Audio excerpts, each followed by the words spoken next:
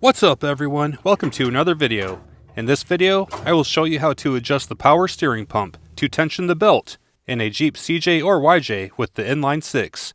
This is a 1980 Jeep CJ5, and this is the power steering pump. It can be adjusted to the right or to the left to tension the belt. There are bolts all over the place, so it can definitely be confusing to adjust it. There's one here, and here, and here. And on the other side, one here, and here, and one hidden behind the flange back here. There's bolts everywhere. The good news is we only need to loosen 3 of these bolts, but one of them is the bolt behind the flange, so let's get a good look at it. And here it is. Now let's adjust the power steering pump.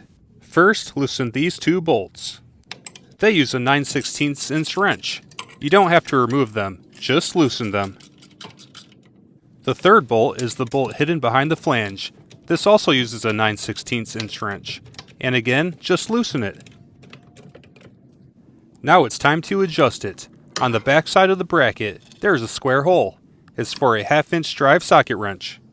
Insert the socket wrench into the square hole in the back of the bracket. Push it to the right to tighten the belt. And push the power steering pump to the left to loosen the belt. I'm going to tighten the belt to get it where I want it. Then retighten the bolt behind the flange. And retighten the 2 bolts on the front to finish securing it. And that wraps it up. I hope you found it helpful. Have a great day, and I'll see you in the next video.